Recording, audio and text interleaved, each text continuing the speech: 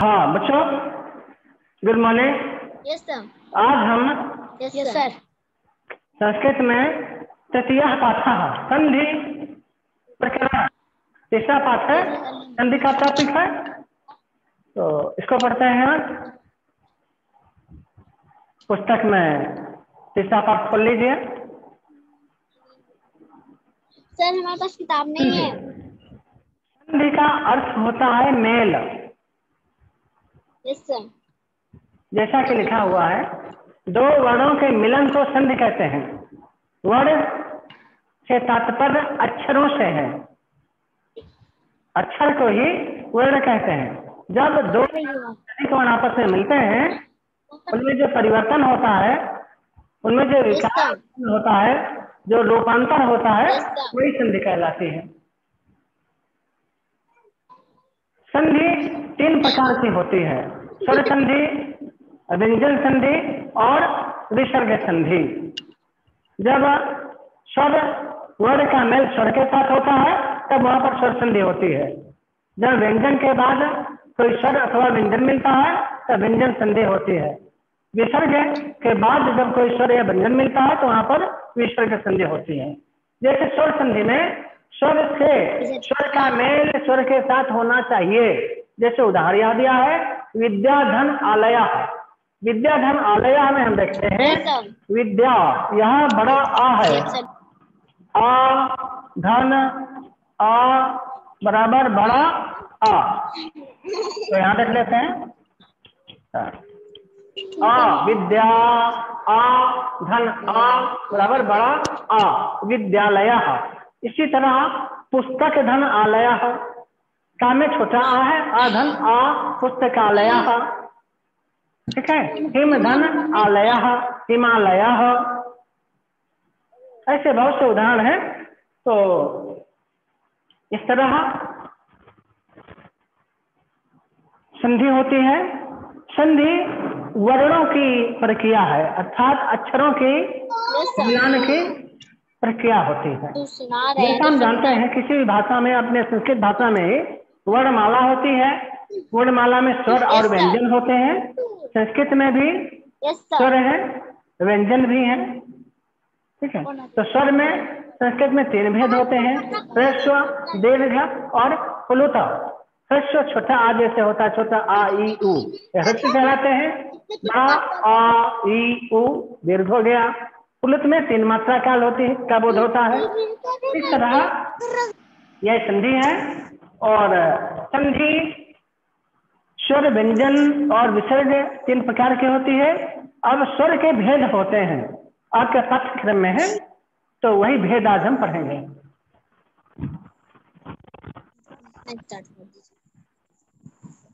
अब लिखना स्टार्ट करो। दीर्घ संधि किताब में देखते जाइएगा। गुण संधि, यड़ संधि, वृद्धि संधि, अयादि संधि, पूर्व रूप, पर रूप, प्रकृति भाव, इतने भेद होते हैं। तो स्वर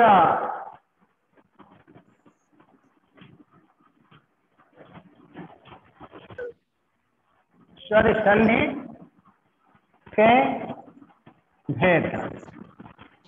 नानू को बाहर से आवाज नहीं रही। चला हो गया चल मानो टेंशन कहाँ गई हो? संधि।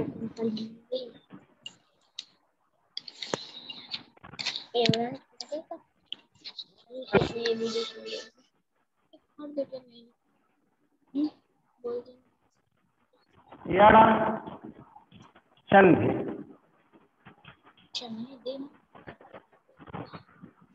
मम्मी से बताने पड़ेगा। वृद्धि संधि और पांचवा अयादि जल्दी से जाओ, आपका इंतजार नहीं कर रहे थे। और पूर्व रूप, पर रूप, प्रकृति भाव, इतने भेद होते हैं। आपके पाठ्यक्रम में पूर्व रूप तक दिया गया है। पूर्व रूप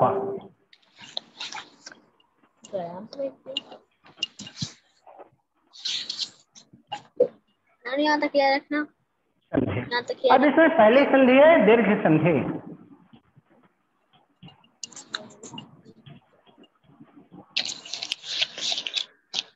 देख कुछ नहीं नन्नू होगा नीचे वाली। जैसा कि नाम से स्पष्ट है, दीर्घ, दीर्घ का मतलब बड़ा, ठीक है। मेरे को दीर्घ फर्स्ट वाली पुल्लता, बताओ। 3 प्रकार के स्वर होते हैं, स्वर के 3 भेद, ह्रस्व, छोटा, दीर्घ, बड़ा। तो इस संधि के अंतर्गत हम ले लेना, 1 मिनट पढ़ाना नहीं है। जब और चलो ला ह्रस्व अथवा हमारा चेहरा नहीं आ रहा उसमें, एक तेरा दीर्घ चेहरा आ रहा। रबड़ गिर गई। ए ओए उधर क्या, उधर क्या री के बाद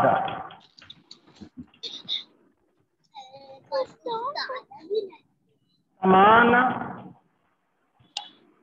स्वर सर चले जाओ, आपके चक्कर में हम कुछ नहीं ऐसे लेंगे रहो।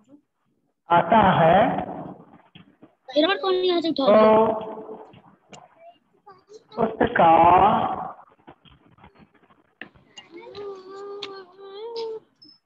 दीर्घ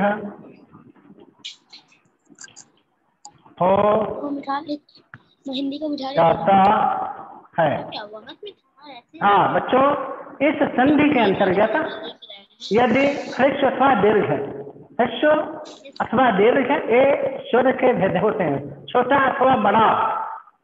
आ ई उ री के बाद समान स्वर आए तो उसका दीर्घ हो जाता है। जैसा भी हमने उदाहरण में पढ़ा था, विद्याधन आलयः, विद्यालयः। तो इसी तरह के उदाहरण है इसमें। ह्रस्व अथवा दीर्घ, ह्रस्व माने छोटा, दीर्घ माने बड़ा। आ ई उ री, री भी बड़ी होती है। तो कोई भी स्वर आए उनके बाद समान स्वर, आ के बाद आ, ई के बाद ई, उ के बाद ओ, री के बाद री अगर आता है तो उनका दीर्घ हो जाता है। अगर समान स्वर नहीं आता, आ के बाद ई आ गया तो दीर्घ संधि नहीं होगी, संधि बदल जाएगी। तो अभी हम पढ़ रहे हैं, यदि आ के बाद आ आता है, ई के बाद ई, उ के बाद उ, री के बाद री, तो उन दोनों के स्थान में दीर्घ स्वर हो जाता है। ये दबाओ। जैसे अब इसका उदाहरण दे गए हैं।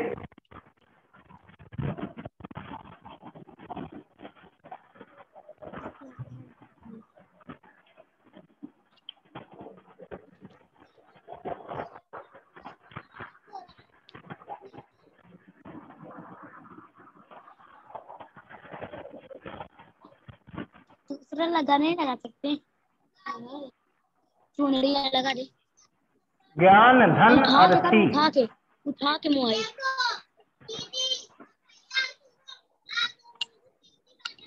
नहीं परम धन नहीं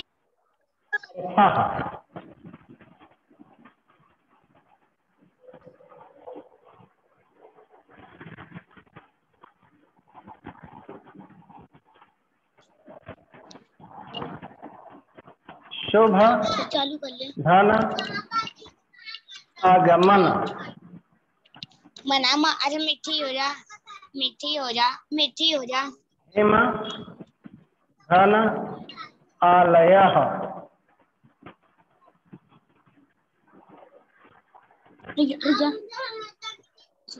लगा दे। विद्या धन अर्थी, तेरी गली में लगा। विद्या धन आलयः,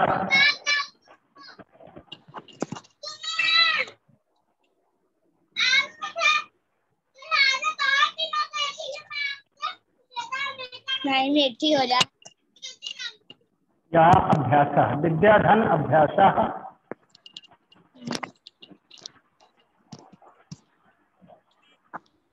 विद्या धन आलयः, सदा धन आनंदः। हमारा काम तो यहाँ से है। सदा धन आनंदः।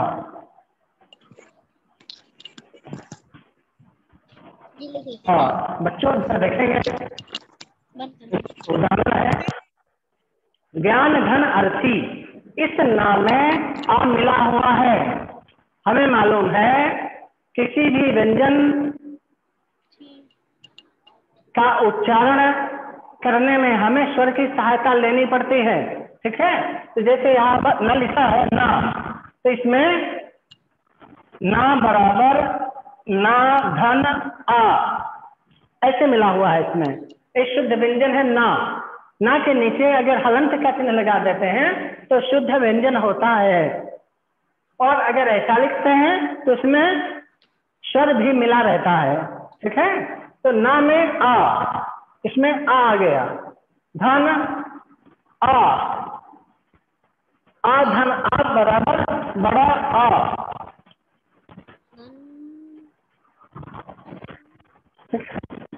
अब इसको आगे देखते हैं।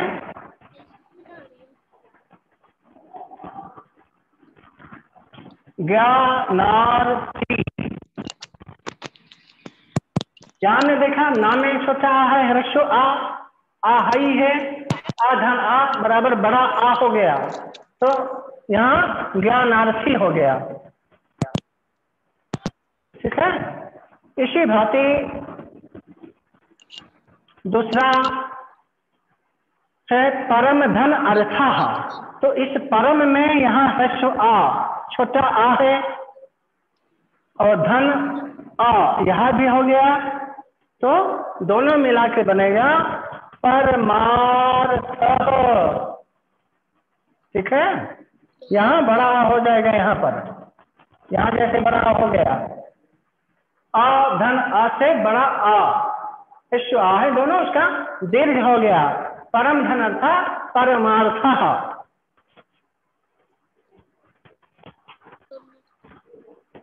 इसी तरह शुभ धन आगमन, शुभ में भी यहाँ आ है, यहाँ पर धन, यहाँ बड़ा आ है, दोनों मिलेंगे तो बनेगा गमन। ये भी तो लिख, ये यहाँ पर बड़ा आ हो गया। देखिए यहाँ छोटा ह्रस्व आ, बड़ा आ, दीर्घ आ, परम के नीचे दीर्घ संधि होती बड़ा आ गया है, पशुभाग्यमन। ये बीच में ये अरे वो सर मिटा देंगे, देखना मिटा देगा, नहीं लिख रहे हैं।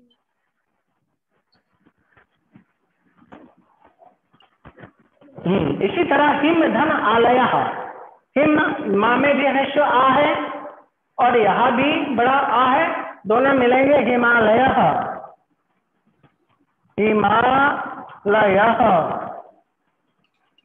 इसी बात विद्याधन अर्थी, विद्या में यहाँ बड़ा आ है, दीर्घ आ, यहाँ ह्रस्व आ छोटा आ, दोनों में दीर्घ हो जाएगा विद्यार्थी।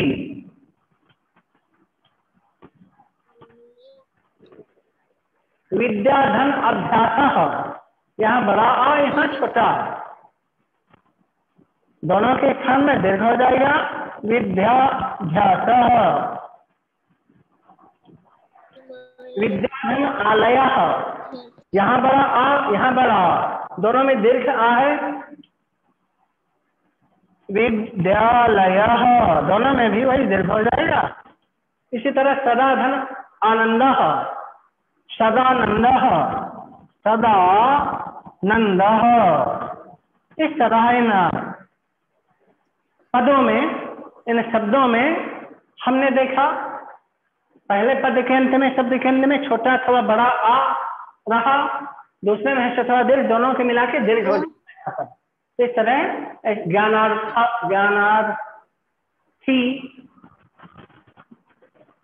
ज्ञानार्थी, परमार्थ, शुभागमन, हिमालय, विद्यार्थी, विद्याभ्यास, विद्यालय, सदानंद, इस तरह इनमें दीर्घ संधि हुई।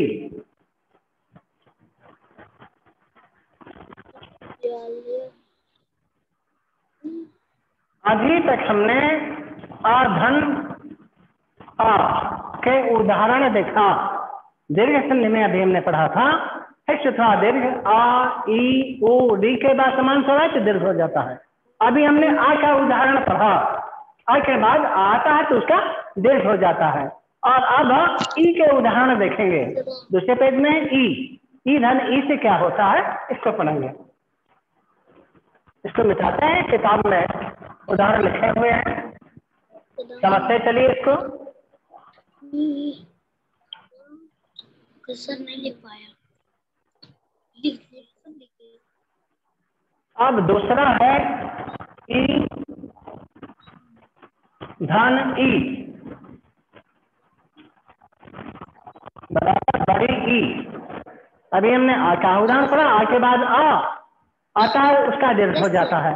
अब ई के बाद ई आएगा तो इसमें भी बड़ी ई दीर्घ ई हो जाएगी। कुछ है अपने पास उदाहरण देखते हैं। गिरि धन इंद्र,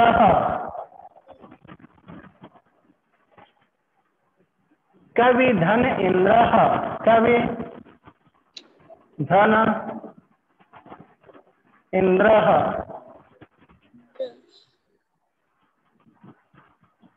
सुधी धन इंद्र, मही धन इंद्र, नदी धन ईशः, श्री धन ईशः।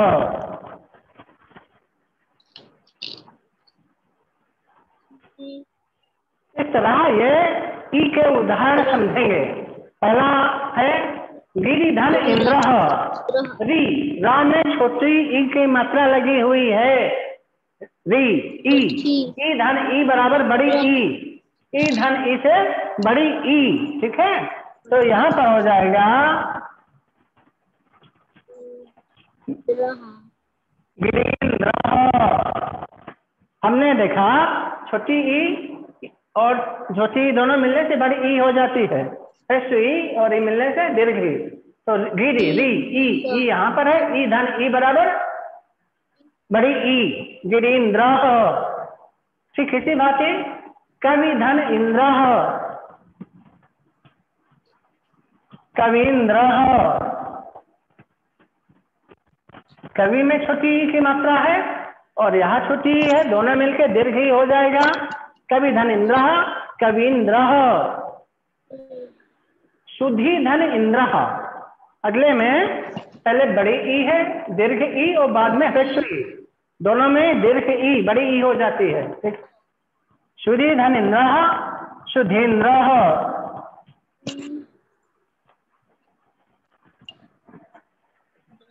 अगला शब्द है मही धन इंद्र, महीन्द्र।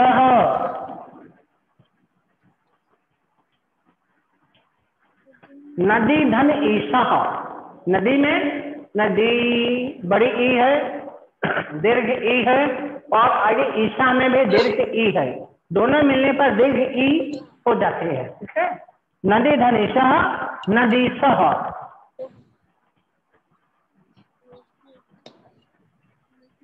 और श्री धन ईशा, श्री सह।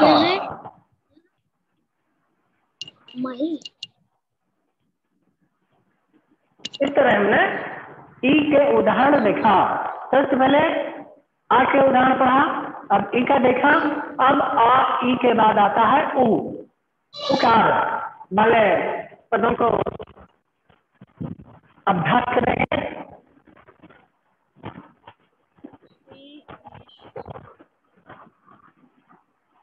ओ धन ओ है बड़ा हो गया, ठीक है।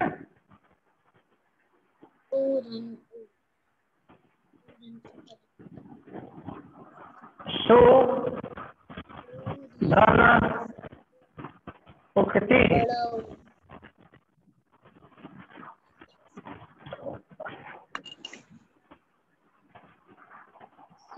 भानु उदयः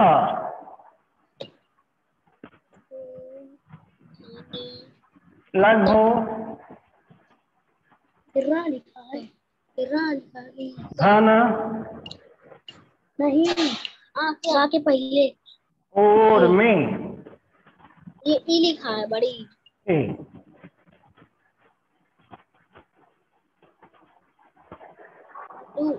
वधु धन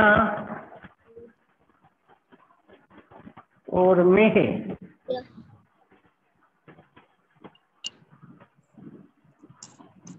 वधु धन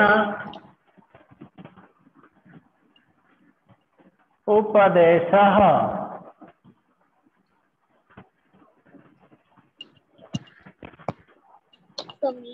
वधु धन उत्सवः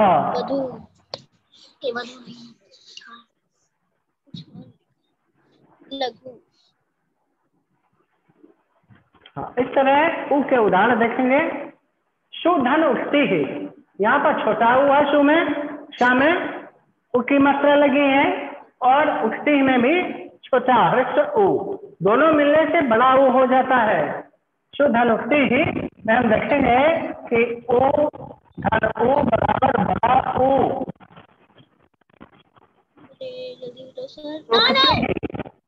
मम्मी उ धन उ बराबर बड़ा उ उक्ति ही। इसी भांति धान धन उदय, इसमें भी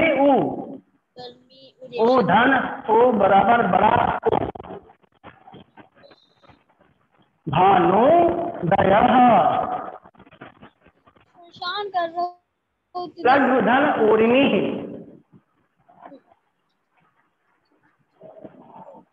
ओ धन ओ बराबर बड़ा ओ दीर्घ ओ लघुर्मी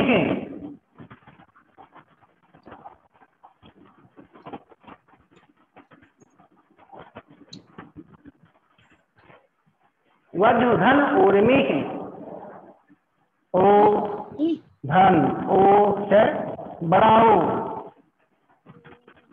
वधूर्मी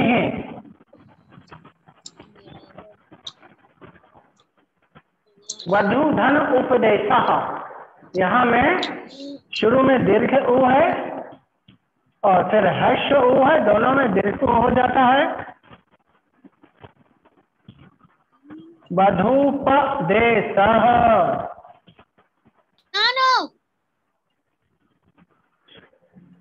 वधु धन उत्सव, इसमें भी पहले दीर्घ उ है, इसके बाद ह्रस्व उ है, दोनों मिलने पर दीर्घ उ हो जाता है। वधूत्सव वधूत शव, इस तरह ह्रस्व दीर्घ के मिलने से दीर्घ उ हो जाता है। सुक्ति भानुदय लघुर्मी वधूर्मी वधूपदेश वधूस्तव, इस तरह संधि करने पर यह पद प्राप्त होते हैं।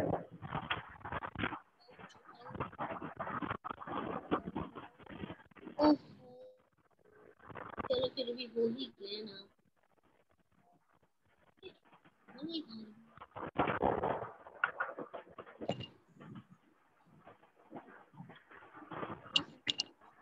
अब है री धन री,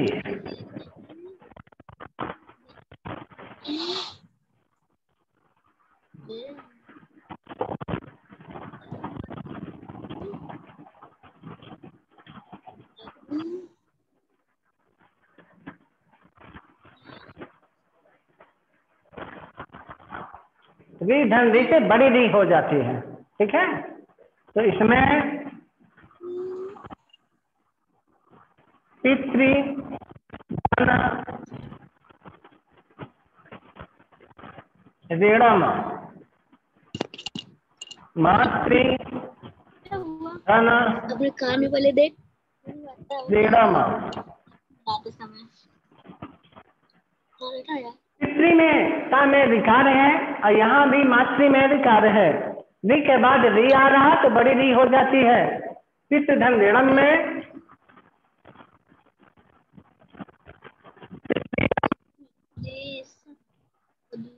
और मातृधन ऋणम में मातृरम संधि का कारक होता है। थोड़ा दीर्घ है। री जब आपस में मिलते हैं तो इन वर्णों के मिल के दीर्घ री हो जाती है। जैसे पितृधन ऋणम री धन री बराबर बड़ी री हो गई। मातृधन ऋणम में री धन री से बड़ी री हो गई। पितृरम मातृरम इन दो पदों की प्राप्ति होती है। तो बात पे लिख लेना ना, थोड़ी यार लाइन लिखा देती।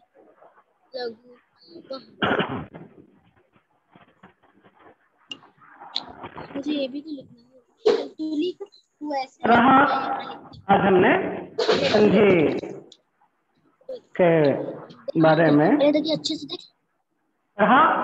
अब इसमें अभ्यास कार्य है, अभ्यास के प्रश्न हैं, उनको भी हल कर लेते हैं।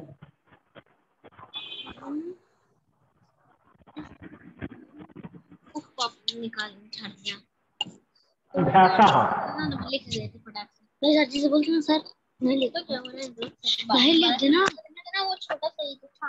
अभी अभ्यास लिखा रही है अभ्यास सर। अरे वही प्रश्न है नीचे लिखे शब्दों में व्हाट्सएप में लिख देंगे ना।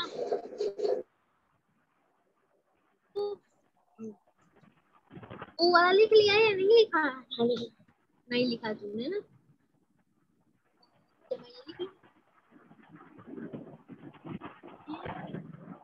संधि विच्छेद कीजिए। तुम्हें बताते तुझे कितनी लाइन छोड़ना, 3 लाइन छोड़ दे, उसके आगे से लिखते हैं विच्छेद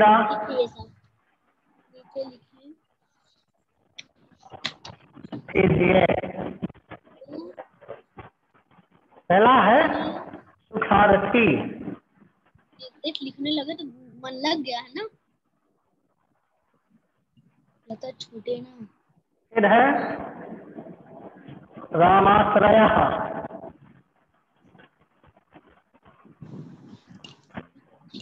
और साधुपदेशः।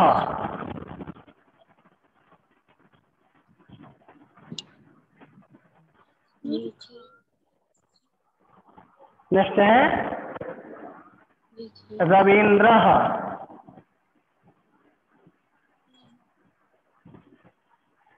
हिमाद्रिः। हिमा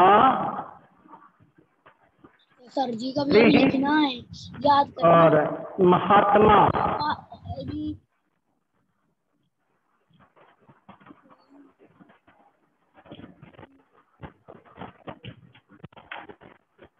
हाँ बच्चों देखेंगे इनमें संधि विच्छेद करना है। विच्छेद का मतलब उनको अलग कर देना है, ठीक है। संधि का मतलब जोड़ देना, संधि विच्छेद का मतलब उनको अलग कर देना, तोड़ देना उन शब्दों को, पदों को। सर हट जाइए। सुखार्थी देख रहे हैं हम, इसमें सुख धन अर्थी। सुख धन अर्थी हो गया इसमें।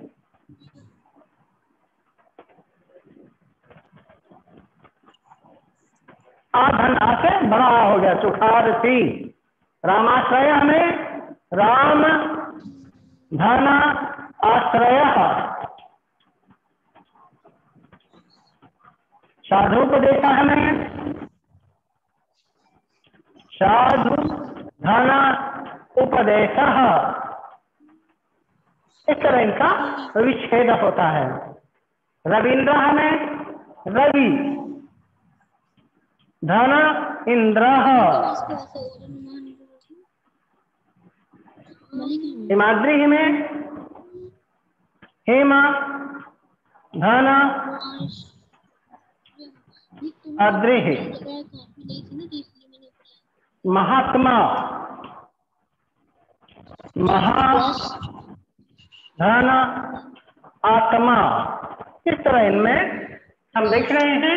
आ के बाद आ, उ के बाद उ, आ के बाद आ, और बड़ा है दीर्घ दोनों में, तो क्या दीर्घ हो जाता है। पहला प्रश्न पूरा। अब दूसरा प्रश्न है, नीचे लिखे शब्दों में संधि कीजिए। निर्देश है, नीचे लिखे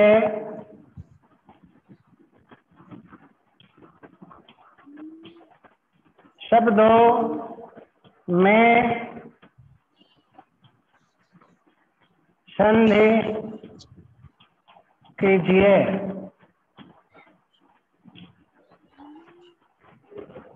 पहला है पंच धन आननम। साधु, ये लिखा है साधु अप्रदेश। नहीं यार, क्या वही अप्रदेश ईशः देव धन आलयः।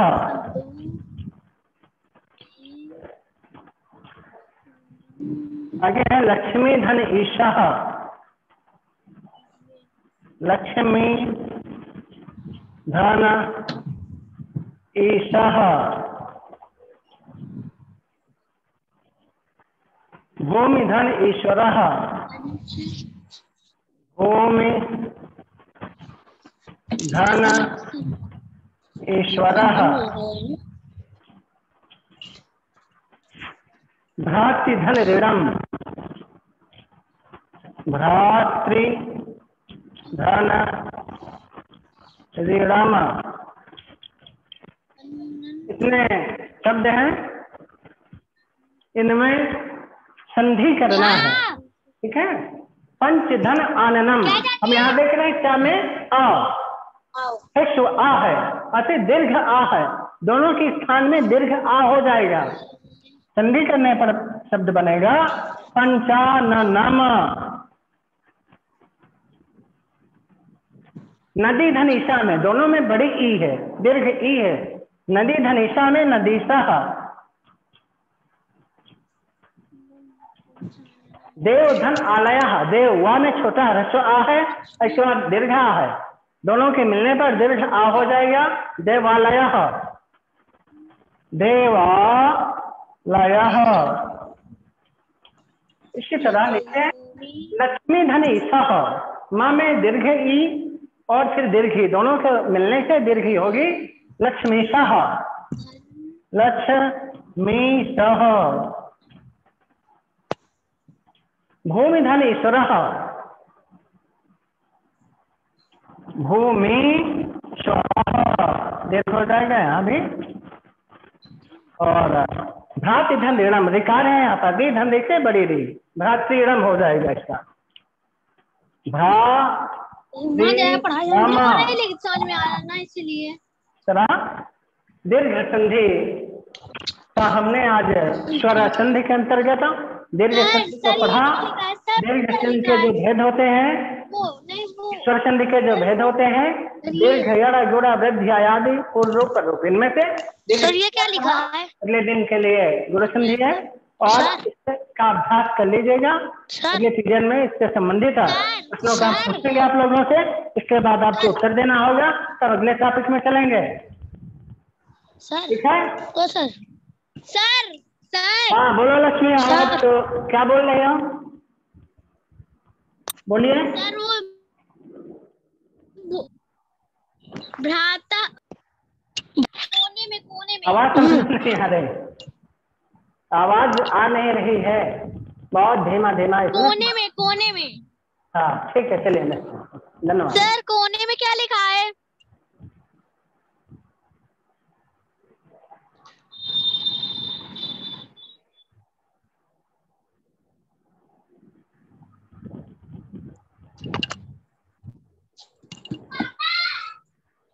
सर कोने में क्या लिखा है? सर हाँ बोलो। सर कोने में क्या लिखा है? कोने में क्या लिखा है? आवाज नहीं समझ में आ पा रही, सही नहीं है, कोई गड़बड़ी है। कोने में, कोने में सर। बस आवाज नहीं आ रही। कोने, कोने में।